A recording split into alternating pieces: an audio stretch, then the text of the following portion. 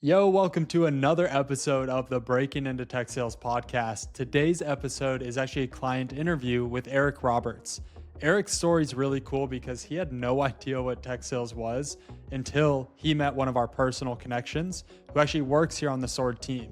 He comes from a background of being a barista at Starbucks. He then tried insurance sales, but it wasn't stable enough. There was no stable income. So then he went to medical check posting just as an interim job. He had some college experience. He knew he wanted to be in business and sales, but he didn't even know about tech sales till we got connected.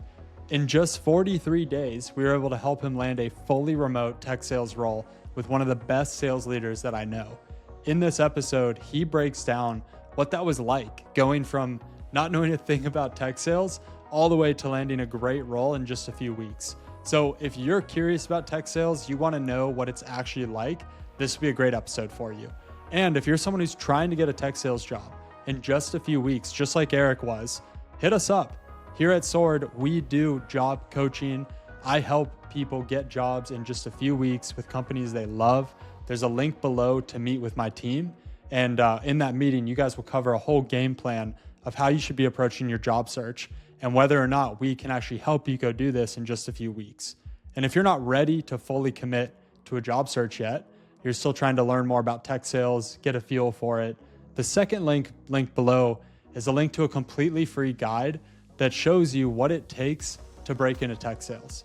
It's a step-by-step guide that I made that shows you exactly what you need to be doing for your resume, where you need to be applying to jobs, how you need to interview, and it covers a lot more that is just life in tech sales. What is the day-to-day? What's expected? What are the right mindsets? All of that. So here to be a resource for you on your job search. Enjoy this conversation with Eric, and we'll see you after. Yeah, Eric, welcome. Congratulations on landing the role, man. 43 days, and now you're in a fully remote tech sales role with no experience. How are you feeling? Pretty good. I'm excited to start and definitely work on getting better at the things that I learned and building Yeah, more, definitely on the foundation that I built. 100%, man. It's a journey that never stops, especially in sales, because there's always something you could be doing better or different. But man, you made it. You made it through the fire. I'm so proud of you. For those of us who don't really know your background at all, what were you doing before Sword? What was life like? I know you were in like medical check posting. I know you have a Starbucks background. What was your career before Sword? Yeah, so starting out, it was all customer service roles. I worked restaurants and Starbucks were my main two. And I worked Mhm. both of those at the same time. So I worked two jobs and then did school. And then after I left school and went to college is when I quit and moved into check posting. And that was just out of convenience. It wasn't necessarily a career choice. It was just it worked with school. Um, Mhm. but it didn't really have much room for growth, and the school I was going to ended up not being what I wanted to do with my career. It wasn't, it didn't really fit me as a person, and so that's when I decided to change paths and go, the business route of school. And what fits better with business school than a sales job? So um, Yeah. that was one of the Yeah. big reasons I decided to move. It was something that I could use my degree to farther me, while also getting the mix of, like, with customer service, I like talking to people. I got that from the sales part, and it was a lot of, I could see my effort being reflected in my income and what I was seeing given to me by the company. So it feels less like I'm a robot just following like everyone else, and kind of unimportant to the company, and rather I'm someone that can actually make a difference to the company, and I'm gonna feel that difference myself. I love that, man. Yeah, that's the sales mindset for sure. You get to feel the difference yourself, 100%. When did you discover tech sales, or was tech sales already on your radar this whole time? Yeah, I didn't really discover it until, I would say, Joel. Mhm. He's the one that really introduced it to me. I didn't even know it existed until he started talking to me about it. And then once he Yeah. talked to me about it the first time, it didn't stop for like the next month. I heard about it every time we talked. And eventually I decided, I caved in. I was like, I'll take a look at it. And I started going through Reddit and stuff like that. And people had a lot of good things to say about it. So I'd say that was definitely the start. Okay. So Reddit, by the way, great place for info. What was appealing about tech sales? Was it just the money? Was it just the work from home? Was it other stuff as well? I'd say the money was definitely big, but Yeah. I like the fact that there is some base pay to it. So there's that little sense of stability. So you still get the aspect of reflective income and you get to see your effort actually give you a reward, but you still get that base so you know at the end of the day, hey, even if I screw up and have a bad week, I still have something I can fall back on and I'm not going to be like short on my bills or anything like that. So I definitely like that for sure. But I also like my main thing was that there is a path for growth. Um, I know that there's always a new position I can move into if I want to, as long as I put in the effort and the time and build those skills. So I never feel like I'm stuck or like I'm in a dead end. Even if I get to an AE, there's always a director position or a team lead position. It doesn't stop at just promoting once or twice. Yeah, yeah, you're 100% right. I was just looking at some CEO's profile the other day, and I was very curious. I went all the way down to the bottom of his experience section, and he started as an SDR at a company. I was like, "Yep, that sounds right." Like CEOs, CROs, you learn all the skill sets of how to be a thick-skinned, hardworking, smart business operator as an SDR. So I'm very excited to see where you end up, man. I feel like you could go either way. You've got like the grind set of an individual performer, but I feel like you're also really good with people. And so I could see you going the manager route and like supporting other people and teaching them and coaching them. So, Manager, that um, sounds fun. yeah, manager is fun. That's why I did it. It was so fun seeing other people win.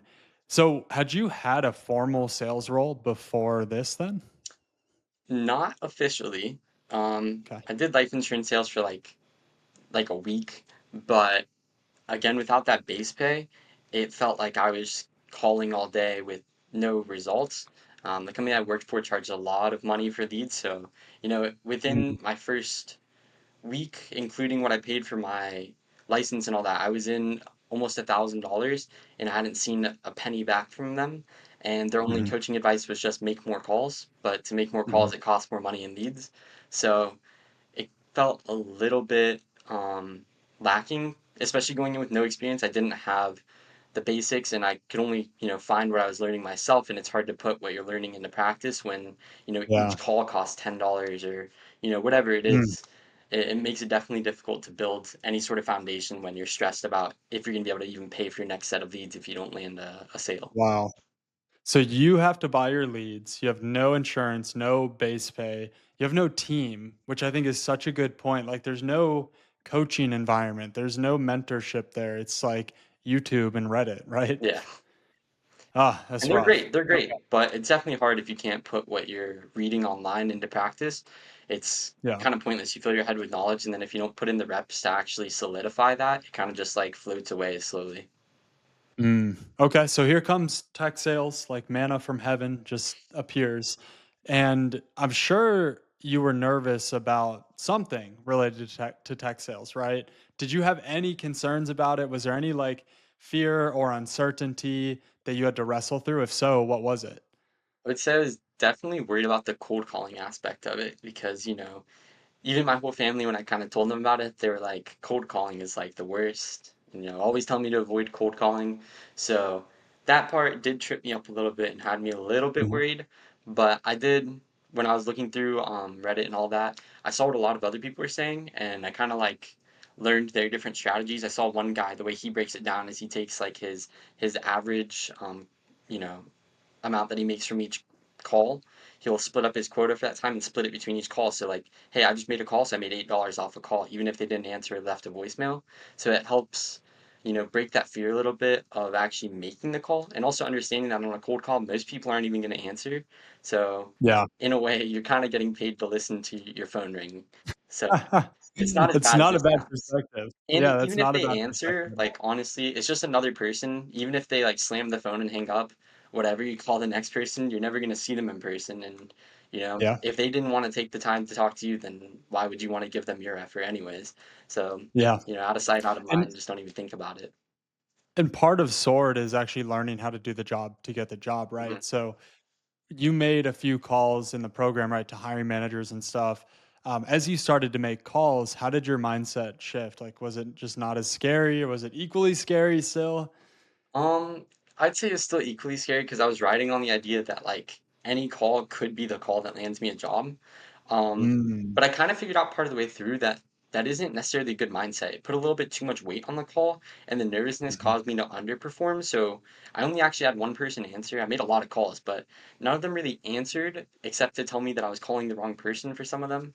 And the only one that was the right person, I kind of fumbled it a little bit because I wasn't expecting them to answer, and the nervousness of, this is my big moment type of thing made me completely forget all the things that I had been, practicing and had already been thinking about in my head. And Yeah. so I think definitely taking some of that pressure off would have done me a little bit better with the rest of it. Yeah, 100%. I've got a saying as I'm coaching people, it's not about a conversation, it's about conversations plural. It's not about an interview, it's about interviews plural. Mhm. Right? I think we are too quick to look at like one bad call we had and be like, "Oh, we suck at cold calling." When in reality it's like, let's get 10 calls, let's get 5 calls and see what the themes and the patterns are. So to your point, man, you just got to dive in and do it and you'll learn on the fly. That's for sure. Yeah, for sure. So I know you have a personal connection to Joel, who is on the Sword team. He's amazing. We love Joel. Is there anything outside of Joel that kind of helped you pick Sword to do this with, right? To help you go get a job in tech sales? Like, why Sword?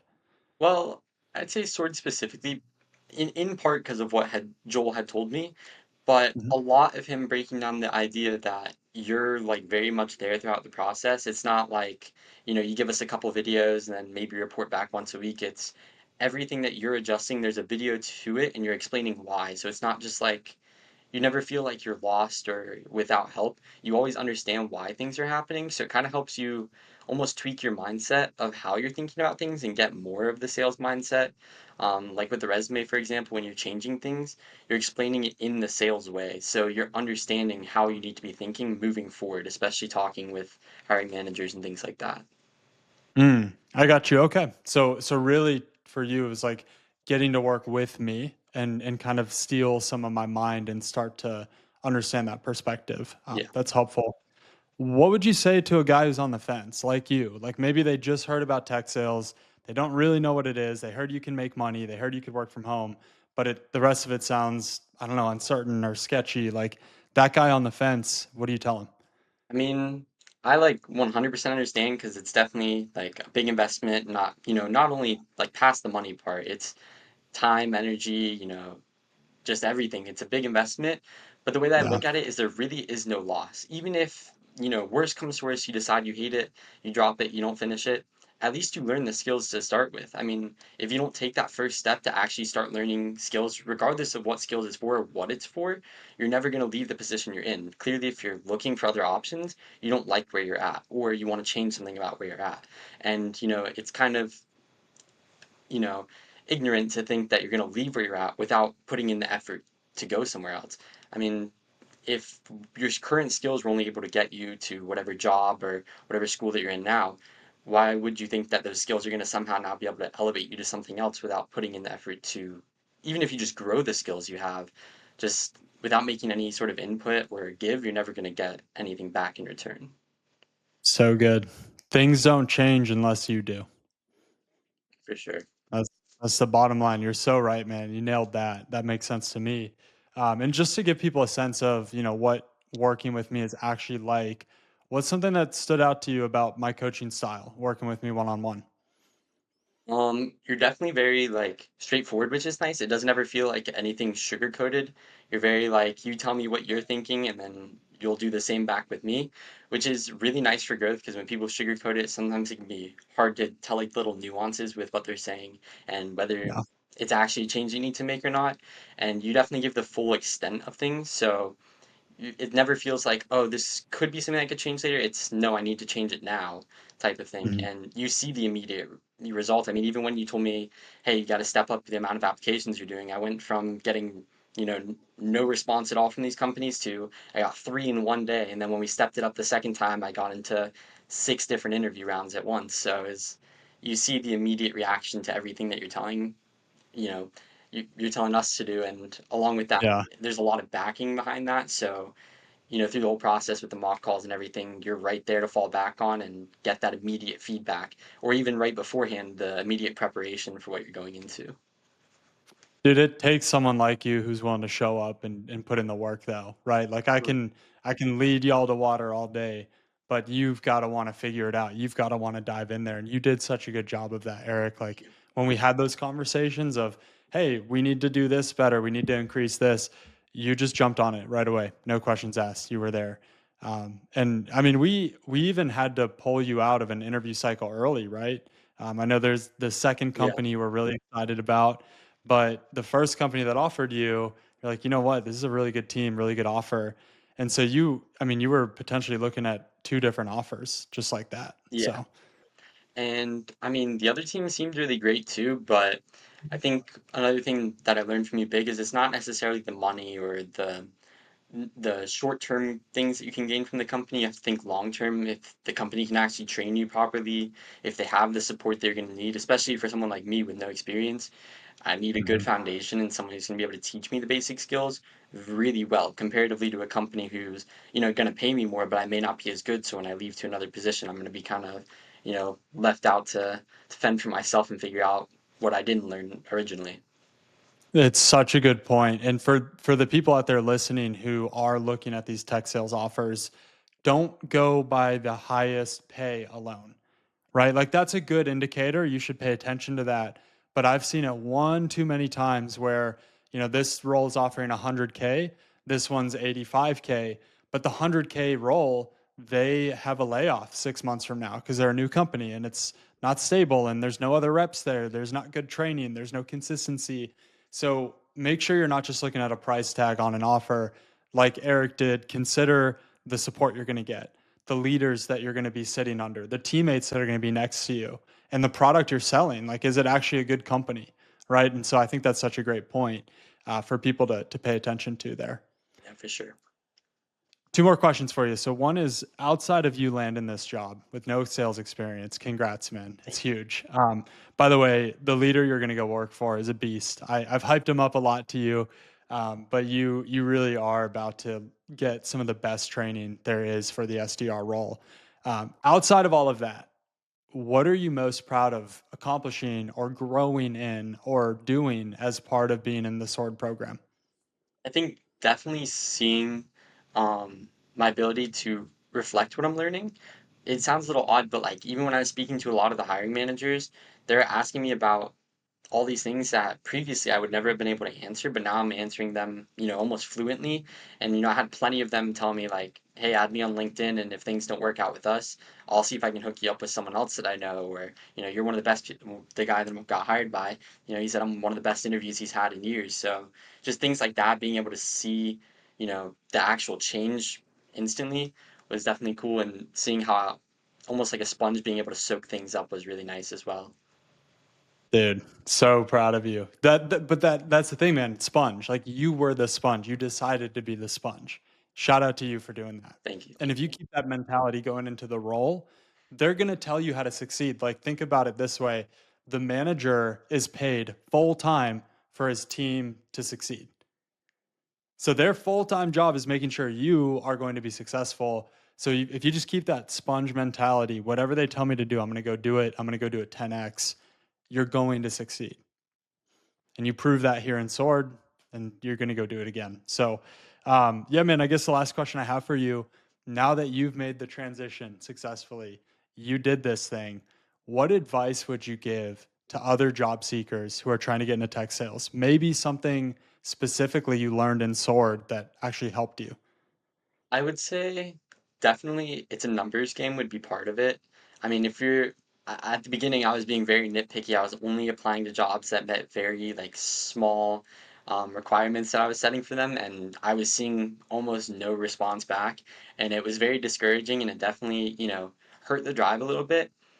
So I would say the I don't want to say ego boost, but that little bit of motivation that you get from actually seeing success with the companies, even if you get an offer from a company that pays 40,000 and you're like, ew, I'd never take that, at least you know that they wanted you. So that little bit of a Mhm. motivation boost brings so much more confidence in with the next interviews, and that'll just make your interviewing so much more fluent. You're gonna actually feel like a person and not just like a robot who's mindlessly answering the questions. And that's what the companies want to see. They want someone who's if you can't even be confident in an interview, how are you gonna be confident on the phone with a CEO of a company? Or how are you gonna try to sell someone a product that you aren't even confident in yourself? You gotta be confident in Yeah. yourself to be confident in a product that you're gonna sell to someone else. So I would say the little wins will eventually push you to the big wins. So true. I see too many times people are applying for like 10 companies total because they're their dream companies or whatever. But if you are just waiting to do these interviews, then by the time you get on an interview with a big company and you've only had one practice interview, you're going to bomb that interview because you don't have enough reps, you don't have enough experience, right? So, Eric, to your point, man, get apps out, get interviews landed, then you'll have like 10 interviews under your belt by the time you get to that dream company.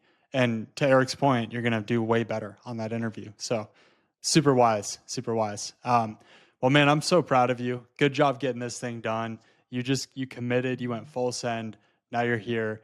And this is the beginning for you. You're going to go crush it in this role. I'm excited to see you grow.